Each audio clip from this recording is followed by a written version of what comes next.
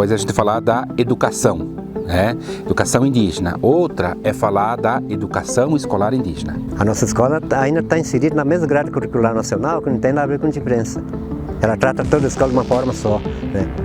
Então, quando você quer fazer um trabalho diferenciado, quem tem que dar o primeiro impulso somos nós. Eu mesma tinha preconceito contra a minha cultura e contra a minha identidade. Eu me escondia, tinha medo. A intenção do Estado é ainda a integração, né? Você pode dizer, não, a integração acabou em 1988. Não, a integração continua.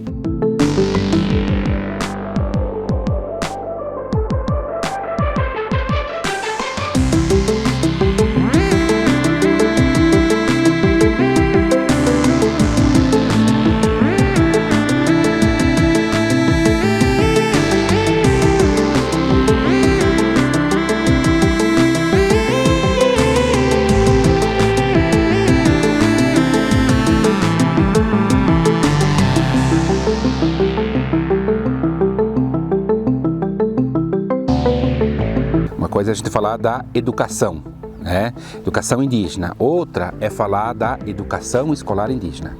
São duas questões distintas. Uma, primeira, remete aos processos próprios de ensino dessas comunidades, ou seja, as transmissões dos conhecimentos, como eram feitas desde que se formaram enquanto povo, ou seja, 2.000 anos, 3.000 anos, 4.000 anos, enfim, né? Cada povo foi transmitindo seus conhecimentos. Então, isso a gente pode chamar de educação indígena, né? Outra, que é a educação escolar indígena, então é essa modalidade nova que podemos dizer assim, bom, há 500 anos, mas não necessariamente há 500 anos começaram as escolas, né? Para algumas comunidades elas começaram agora recentemente, nos anos 90. Para outras foi um processo um pouco anterior, como o povo Caingangue, por exemplo, aí no século XX, quando começaram as escolas nas terras indígenas, e que aí começaram um processo então de escolarização, que inicialmente era assim, apenas a transmissão dos conhecimentos da sociedade ocidental, justamente para mais rapidamente transformar o indígena num não indígena, né? Então a escola cumpria essa função, né, de uma melhor integração do indígena na sociedade nacional. Inclusive nos anos 70, né, na ditadura militar, com a reestruturação da política indigenista do governo federal, uma aceleração nesses processos chamados de desenvolvimento, foi instituído uma figura nas escolas indígenas que chamava-se monitor indígena. O que era o monitor indígena? O monitor indígena era um indígena, falante da língua, que fazia a tradução do conteúdo que o professor não indígena passava para a língua indígena. Por quê? Porque eles se deram conta que esse processo de escolarização não estava dando resultado, que os indígenas não estavam aprendendo. Por quê? Porque as línguas eram uma barreira praticamente intransponível, né? Então o processo do monitor indígena não foi para favorecer as comunidades, foi justamente para mais rapidamente integrá-los, né? Que era a proposta da ditadura militar brasileira. Pensar especialmente assim, uma educação diferenciada, frente também a essa realidade que a gente está vivendo hoje, que é uma realidade que quer colocar as pessoas, os grupos dentro, assim, que a gente poderia chamar de uma mesma forma, né? Por exemplo, questões muito básicas, o processo a forma como se comportam na escola. Tem um comportamento na escola que ele foge totalmente de um comportamento dos indígenas, né? Que é aquela coisa de ficar sentado em linha. Outra dimensão que ela é muito passa desapercebida, que é a questão da competição, né? A competição. Todo momento você está sendo avaliado e comparado com os outros. As escolas elas incentivam muito práticas que são práticas competitivas, ou seja, só os melhores que vão para frente. Ou seja, não é um espaço de socialização, não é um espaço de buscar despertar nas crianças, nesses indígenas, as suas habilidades, suas capacidades, seus conhecimentos. Então ainda é um espaço de moldar as pessoas. O que nós precisamos pensar é a escola enquanto instituição, né? Que é uma ferramenta central para formar as pessoas para o mercado de trabalho, ou seja, é uma instituição voltada para o capitalismo, né? Porque ela a todo instante está querendo, né, que as pessoas se moldem seus comportamentos e suas habilidades para exercer uma função específica na sociedade. E se puder ser no mercado de trabalho, melhor ainda, se puder ser mão de obra, sem uma preocupação, por exemplo, em formar cidadãos, né? Formar pessoas pensantes.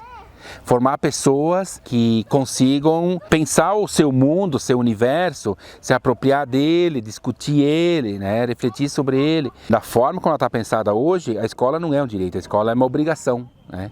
Porque se a criança não vai para a escola, os pais sofrem punições, né? Podem ser penalizados, podem, enfim, sofrer uma série de restrições, especialmente a população mais pobre. Não que eu estou defendendo que não tem que ser escola, não. Eu acho que tem que pensar, no caso para os povos indígenas, que tipo de educação que eles querem. E quem vai pensar isso são as próprias comunidades, são os próprios povos indígenas. E aí nós vamos ter uma multiplicidade de formas diferentes de pensar, de tempos diferentes de pensar. A questão central, que é aquilo que a gente chama da episteme, né, o conhecimento, quais conhecimentos e como eles são transmitidos, isso pouco se alterou, né? Pouco se alterou, ou quase nada. Em algumas regiões até tem, mas no geral não, porque a intenção do Estado é ainda a integração. Você pode dizer, não, a integração acabou em 1988. Não, a integração continua. O desafio hoje é nós, professores, né, ter uma grade curricular indígena, né, onde que se passa todo o processo, né, de formação das crianças, né, da comunidade, né, porque ainda a gente está atrelado ao sistema do não indígena, não sistema de contratação de professores, é um sistema que tem que estar cumprindo normas, regras, até o calendário escolar, e a gente não tem como estar criando um calendário específico para nós, né? Eu sempre estudei em escola indígena, e essa escola que eu estudei, ela nunca me ensinou a olhar para a minha cultura. O objeto de estudo nessa escola que eu estudei era o povo português, era o colonialismo, né? Eu aprendi a amar e doutrinar uma outra cultura que não era minha, né? Então, isso teve como consequência em mim o quê? Toda a questão do preconceito, do medo, né? Eu mesma tinha preconceito contra a minha cultura e contra a minha identidade. Eu me escondia, eu tinha medo. A nossa escola ainda está inserida na mesma grade curricular nacional, que não tem nada a ver com diferença. Ela trata toda a escola de uma forma só, né? Então, quando você quer fazer um trabalho diferenciado, quem tem que dar o primeiro impulso somos nós.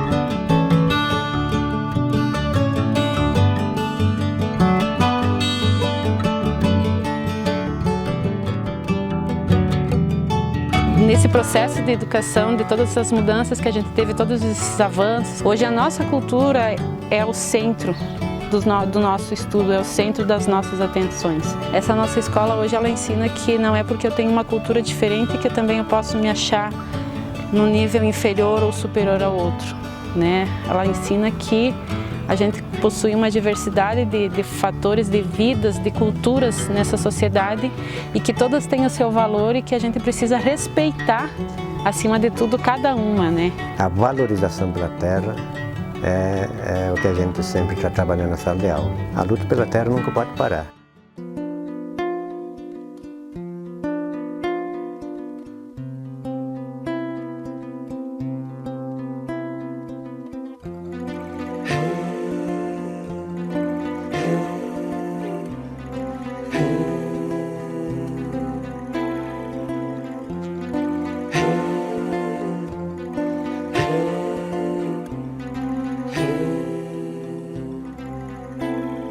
Uma índia lá na beira do rio chorando, porque não tem mais a sua terra tão linda, porque perdeu o seu abrigo, a sua pesca, os seus amigos, a sua maneira simples de viver. Uma índia lá na beira do rio chorando, porque não tem mais a sua terra tão linda, que perdeu o seu abrigo, a sua pesca, os seus amigos, a sua maneira simples de viver.